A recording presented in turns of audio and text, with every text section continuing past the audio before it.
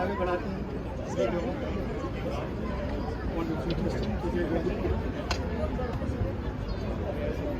En, to, tre. Ja. Okay, jeg vil gerne bede Rehan Mir om at komme op og fortælle lidt omkring bortførsler, kidnapninger, tortur og drab, som er hverdag i Pakistan i dag. Værsgo.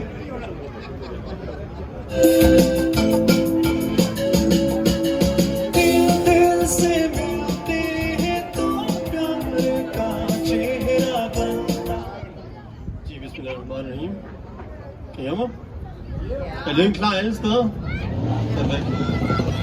ये क्या नाम है तो ये अफगानिस्तान नज़दीक आ जाए सब ताकि हम सबको बता सकें कि पाकिस्तानी कौम मुत्तहिद है एक कौम में आ जाए सब.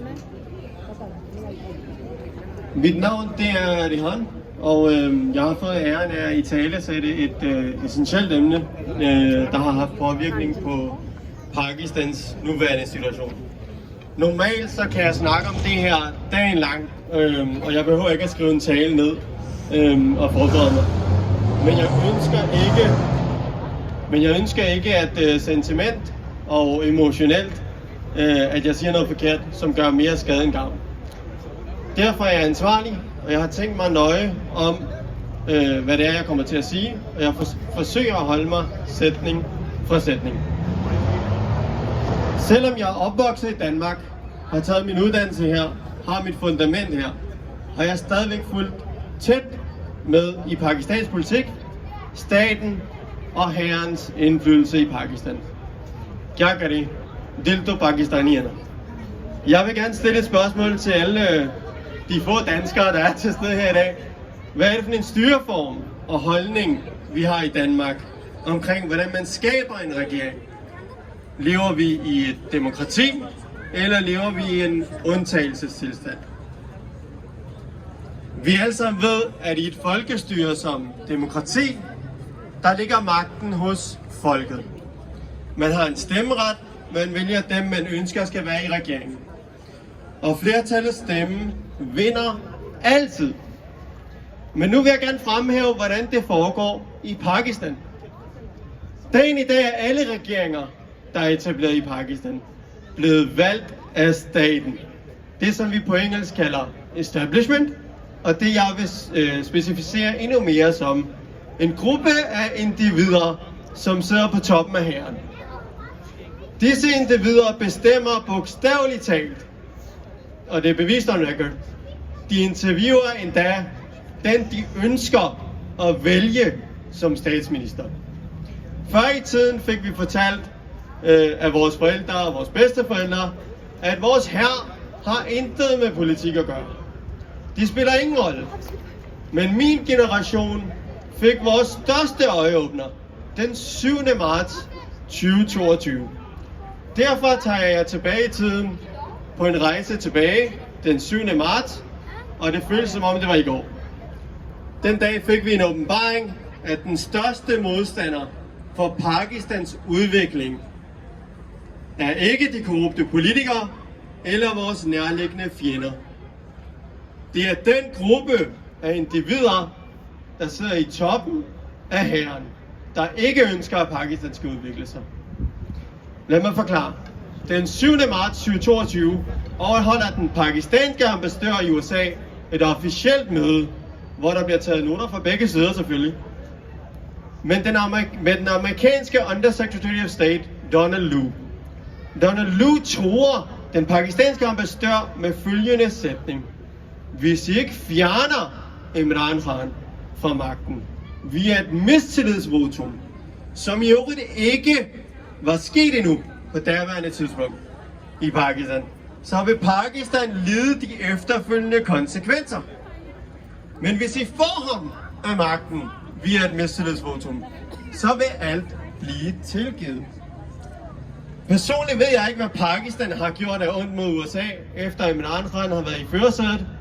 Trods alt, for ikke så lang tid siden, hjalp Pakistan med at facilitere fredsaftalen mellem USA og Afghanistan, og fik sendt alle diplomater og ansatte fra adskillige nationer hjem via Pakistans egen airline.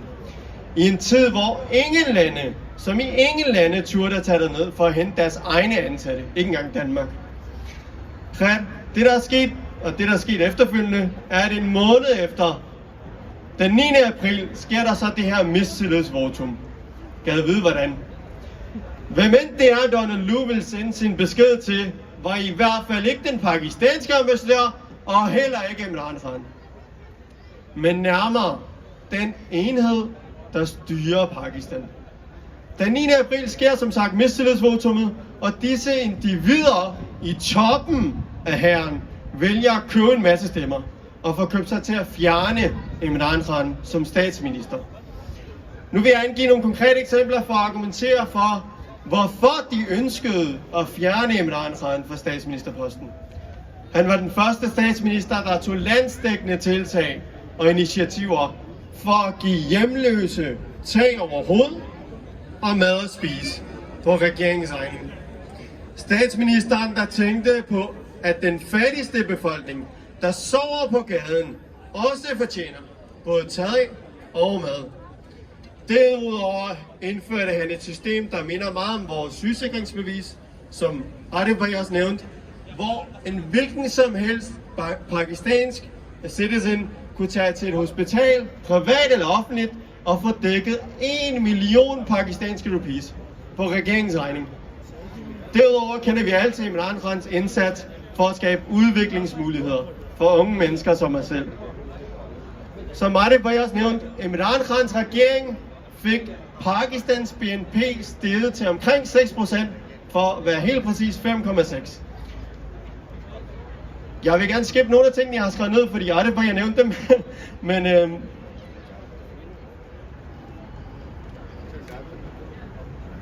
jeg vil gerne stille endnu et spørgsmål til alle danskere, der deltager i demonstrationen i dag. Vil I nogensinde kunne forestille jer, at en person, som er beskyldt for hårde kriminelle sager, heriblandt drab og narkosmugling og korruption, at han eller hun kan sidde på ministerposten eller i Folketinget? Vil I nogensinde kunne acceptere det? Nej. Præcis på samme måde føler vi pakistanere, at det er uretfærdigt, det der sker i Pakistan, og det der sker med den pakistanske befolkning. De pakistanske medier og domstole, de er i samme båd. Medierne er tavse omkring disse forbrydelser og uretfærdigheder. Derimod har de kun ét ansvar, og det er at skræmme befolkningen. Nu lever vi i den tid, hvor den pakistanske hær ejer Pakistan. Til alle jer som fniser, så vil jeg gerne nævne et udpræg af den lange liste af ting, den pakistanske hær ejer. Den pakistanske hær ejer mediehus. De har selv valgt deres egne værter. De ejer landbrug, cementindustrien, store arealer, ejendomme, hospitaler og endda banker, tøjindustrien, oliesektoren, og som I nok kan gætte jer frem til, jeg kan bare blive ved.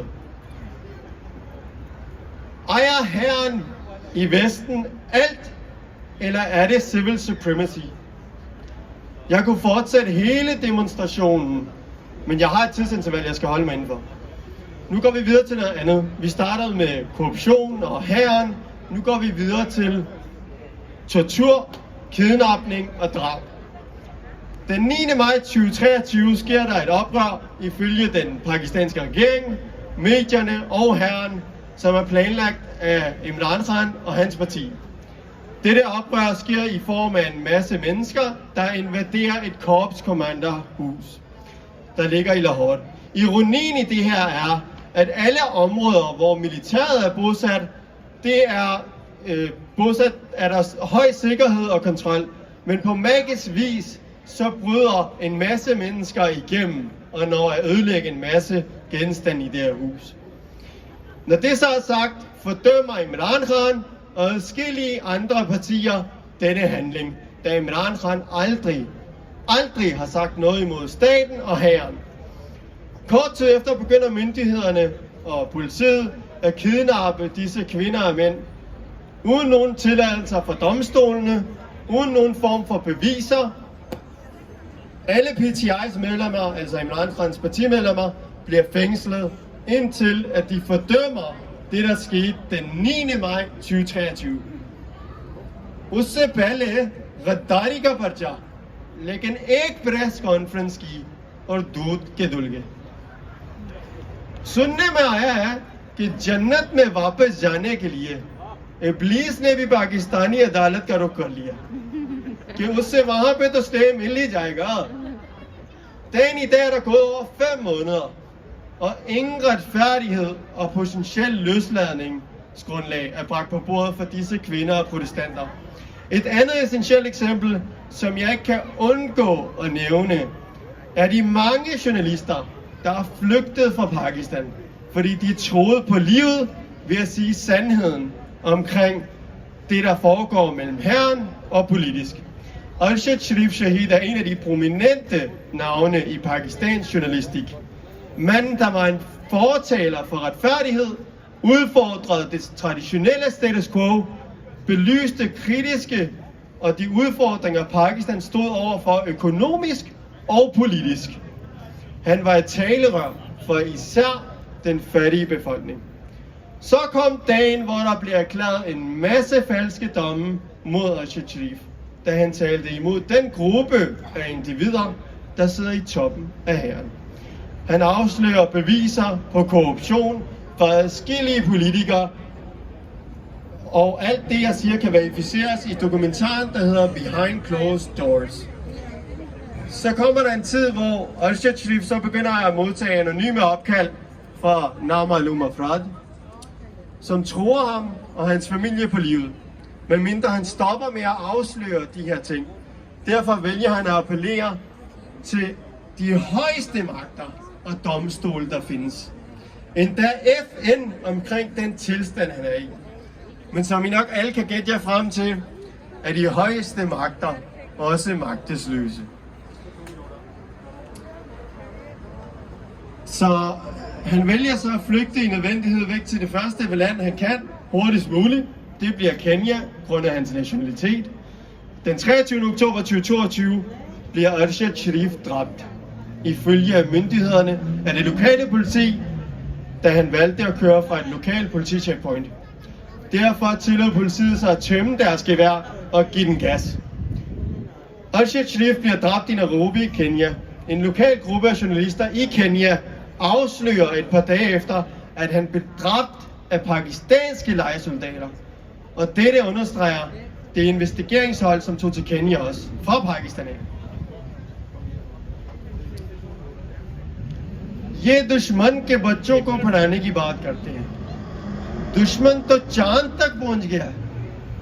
हमारा बच्चा आटे के लिए ट्रक के पीछे भागता भागता टायर के नीचे रोंद के मर जाए, उसका कोई हक नहीं है।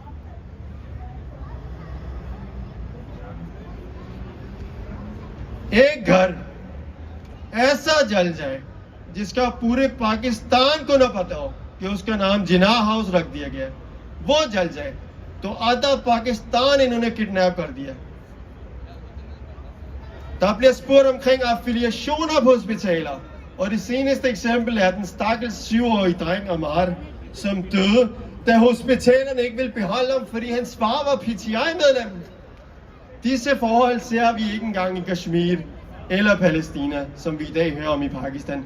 मैं अपनी तमाम औरतों से और खासकर माओं से ये सवाल करता हूँ कि अगर आपका बेटा या आपकी बेटी के साथ ऐसा हो तो आपके दिल पे क्या बीतेगी. मेरी तमाम मुतलका इदारों से मोतबाना गुजारिश है कि अभी भी वक्त है, होश के नाखून लें, अवाम को अपना हक वापस दें, उनको वोट देने का हक वापस दें, ताकि वो खुद इंतखाब करे कि उनके ऊपर कौन हुक्मरानी करेगा. हमें अपनी पाकिस्तानी फौज से प्यार है और पाकिस्तानी फौज अपने मुल्क के दिफा के लिए हर वक्त तैयार है, लेकिन चंद काली भेड़ियां ऐसी हैं जो पाकिस्तान और पाकिस्तानी फौज का नाम बदनाम कर रही हैं. इस्टेब्लिशमेंट ने एक गाना बनाया है, ए पुत्र हटाते नहीं विकदे, ए पुत्र हटाते नहीं विकदे. पुत्र ने चाहे वर्दी पहनी हो या चाहे सिविल ड्रेस में हो, पुत्र पुत्र ही होता है. Pakistan Zindabad, Pak Fauj Zindabad.